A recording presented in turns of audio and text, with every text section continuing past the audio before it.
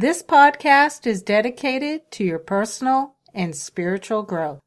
The Pamela Cummins Show will take you on a journey to enhance yourself, relationships with others, your dream interpretation skills, your love life, intuitive abilities, and so much more. Are you ready to begin? Welcome, everyone. Welcome to the show. This is your host, Pamela, and today I'm very excited because we have a special guest today. It's award-winning author Chariss K. Walker, and she writes both fiction and nonfiction books with a metaphysical and spiritual component. Her fiction expresses a visionary metaphysical message that illustrates growth in a character's consciousness while utilizing a paranormal aspect. Her nonfiction books share insight, hope, and inspiration. You can learn more about Chariss at www.chariss.com, and that will be on the show notes. And without further ado, Chariss, welcome to the show. Oh, thank you, Pamela. I'm delighted to be here.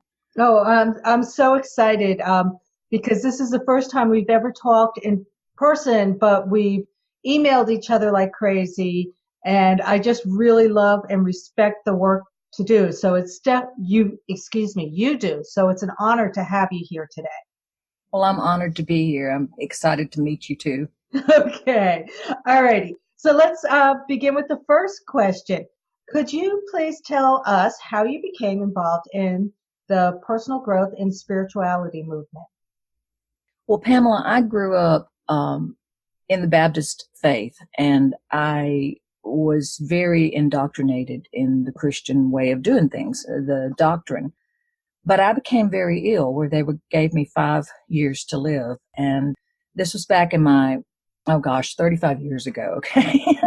This was a long time ago. And I wanted healing. I didn't want to die, and I didn't want to be sick. And so I went asking for healing, and it was kind of like no one understood. It was just pray, So I started seeking out alternative methods, and I've discovered Reiki. And in my first meeting with Reiki, I began to receive healing immediately. So my path led me to become a Reiki master. And so over a course of years, I studied and worked on people and became quite adept at Reiki healing. And so that's where it all began, my own health problems. And Reiki's been good to me. Great. And I assume because of the Reiki that just spins you off into other types of spirituality? Yes, I did a lot of meditation with Reiki and visualization because my teacher was a direct descendant of Yusui, and she was very adamant about my training. And so she insisted on the visualization and the self-healing work. And before I even would take on clients, she insisted that I work on myself. And so with that, everything just expanded.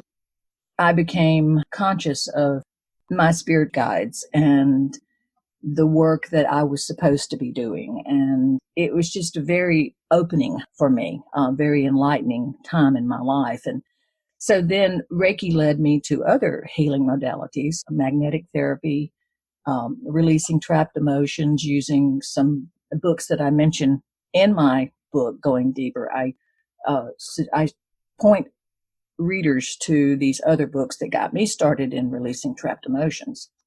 And that's why I call it Going Deeper, because in these original books, they give you a way to release your emotions, but they don't give you a way to release the emotions that are causing disease and disorder. So I took it deeper. The more I worked with it, the more information I received. And so that's how that came about. Great. You kind of answered my next question about how you became involved in releasing trapped emotions, because it just sounds like it was an evolution to that. Yes. All right. And the next question I have is, does everyone have trapped emotions? I believe that they do. I believe that if they have any mental or physical or spiritual disorder or unhealth, that it begins with a trapped emotion. And let me go back just a second on this how I got, what really spurred me on about releasing trapped emotion. Of course. Thank you. My granddaughter, age 5, came to live with me in 2005.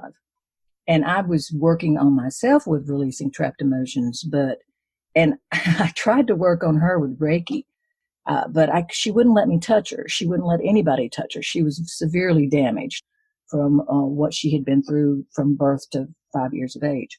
And so I began to work on her releasing trapped emotions. I mean, I had her in clinical therapy with a psychiatrist. I did everything I could do outside of myself because she was just a very resistant, defiant child. And so I started using my proxy that I used with Reiki to release her trapped emotions. And the therapist told me about 6 months into it that, I worked on her constantly trying to release whatever this was that was causing so much harm. She was almost a violent child. The therapist told me after about 6 months, she said, I don't know what you're doing, but just keep doing it. And so I did. And so that also opened up new pathways about behavior, the deep-seated things that we can't even know about that happens to people. It opened up a tremendous amount for me also. So. Wow. That makes a lot of sense because besides ourselves, our loved ones, we want to have this healing. So yeah. Thank you for sharing that. And also, I'm glad your granddaughter is doing better.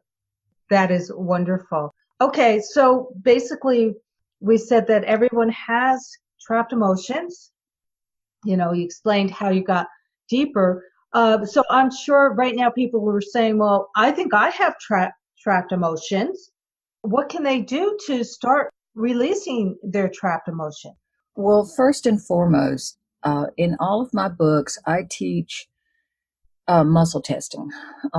In order to know what you have, I feel like muscle testing is a divine instrument that we were given as a gift to ascertain exactly what's going on with us individually.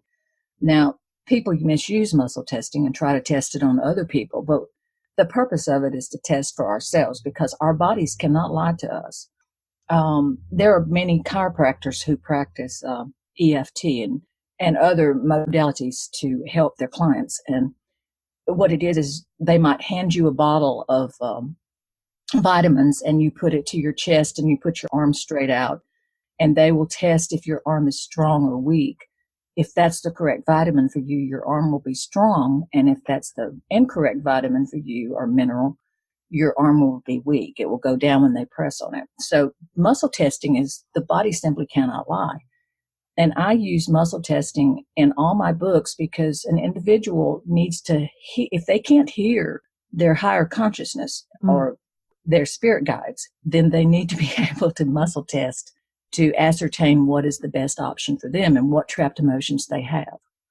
And that's why I list all these individual lists, as you saw from the book. I have pages and pages in some of the books, depending on if it's diseases that I'm encouraging you to release or your chakras being blocked, whatever it is. I mean, each book covers a different area. Or emotions, there's a book for that too. Then you need to be able to understand which ones you have, make a list, and go through it methodically to release those trapped emotions. Okay. That makes a lot of sense to me.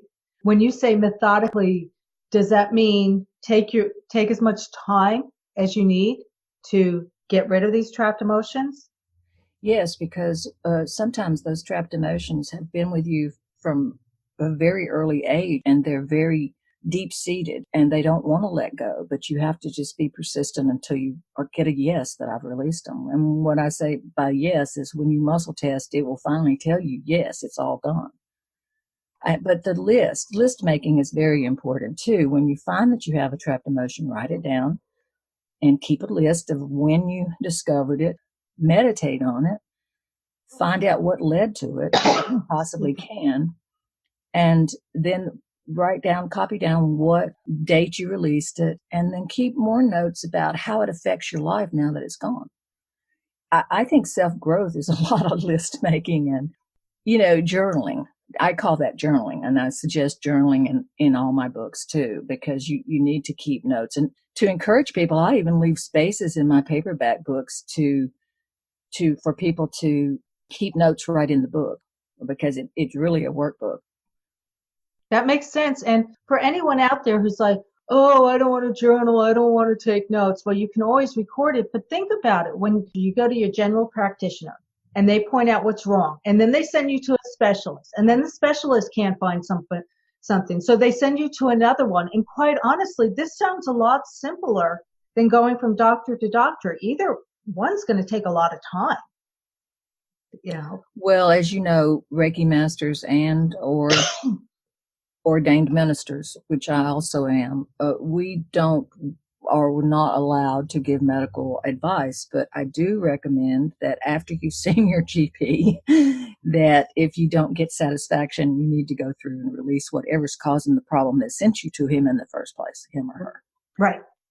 So, yes, and it's time consuming. I think I give an example in my book about a hip problem I had about 1.5 years ago. It took me 6 months before the pain let up and I was able to walk again. I was walking with a cane. I was in so much pain, and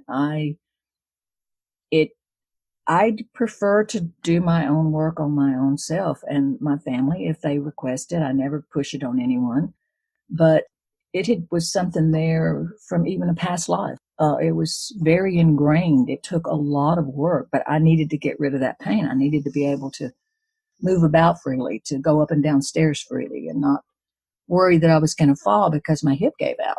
So, yes, it can be very time consuming. And then at other times it might be simply released in a few hours or a few minutes or a few days. But I worked on myself at one time for over 6 months. Right. And you know what? I just like to point out that 6 months might seem like a long time for that, but you could have had that pain for the rest of your life. It could have been chronic. So it was a drop in the bucket compared to what could have been. Exactly. Wonderful. And also, Pamela, think about this. If you go to a practitioner and they prescribe something for you that you have to take the rest of your life, 6 months is nothing compared to that either. Exactly. I agree completely. All right, I have another question for you, because I'm doing your success book that you have, because I think you have a total of 6 books, correct, in this series? Yes, in the Going Deeper series, there's 6 books. Okay.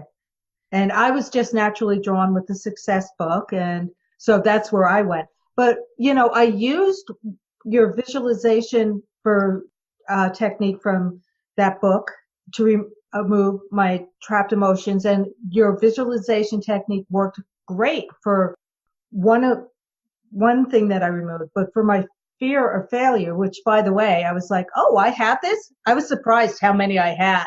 I was like, wait, with your list, the first list, I was like, wow, okay, this is going to take me a while. But for the fear of failure, I was doing it. I was in the meditative state, doing the muscle testing. And all of a sudden, I'm just naturally guided to use other tools than you wrote in your book. Is that okay that I used other tools? Oh, yes, of course. Anytime you're guided to in a direction, I believe if it's divine guidance or your higher self, that you should follow it. Just for the audience's information, I would like to read the titles of the books in that series, if that's okay. That would be great. Sure. Okay, the first one is A Beginner's Guide to Releasing Trapped Emotions, and that's book 1. The second one is Release Chakra Trapped Emotions. The third one is Release Common Disease Trapped Emotions. And the fourth one is Release Hindrances to Success, Trapped Emotions. The fifth one is to release the body systems trapped emotions. That is very intense because it lists all of our 11 body systems, which begins with the central nervous system. I'm sure your listeners are familiar with central nervous system, cardiovascular system, digestive system, reproductive system, so on. And then the fourth one is releasing mental blocks. So mental blocks are different than trapped emotions. Mental blocks this is kind of a bonus book that I was given this technique. It's a very simple technique to use. It's not nearly as in-depth as digging up our trapped emotions and burning them. But it's still a very essential part of our self-healing, to release mental blocks. We can have mental blocks and we can have trapped emotions. And that's something that I don't think any of the other books that are out there right now help their readers with. I think this was given to me, and it's a kind of a brand new area. And I was pleased to publish that book also in this series. Wonderful. Wonderful. So there are 2 more books? There are 6 total. Okay. All right. The beginning one, it teaches how to do the technique, but I include that in all the other books as well, because like you did, you started with book 4, which is releasing hindrances to success. Each book gives the technique, and each book teaches muscle testing. Right. So then I guess I think it's okay to go with whatever book you feel drawn to. Yes, of course. Okay. Well, some people are like, oh, I have to read 1, 2, 3. And I was like, wait a minute, but this is the one that I'm drawn to. Right. Okay. And then my last question for you is, where can people find this wonderful book series of Going Deeper? And also your other books, because I know you've written other ones. Well, my website, Charris.com, and that's CHARISS.com. Charlie, Henry, Apple, Igloo. I left out the R. But all my books are on Amazon. Most of them are on Smashwords, and they're sold in all the book retailers online, Barnes and Nobles. You just have to find my name and spell it correctly. You can find me on Facebook and Twitter, and on my website is the easiest thing because I give links directly to my books, and I have tabs that show the fiction work, the nonfiction work, and the dark fiction work that I write. So, which still has a metaphysical component to it. But I'm pretty easy to find. All the books are sold worldwide, so you should be able to find me just by going to one of your favorite eBook retailers and typing in my name with the middle initial K. Great. So I want to thank you so much for coming on today. It has been a pleasure. It was very interesting, and I'm sure people are going to get a lot out of this podcast. So thank you, Chariss, for coming on today. I'm very happy to be here with you, Pam, and thank you for inviting me. It was a pleasure. Thank you. All right, people. Namaste. Have a wonderful week, and until the next time. Bye-bye.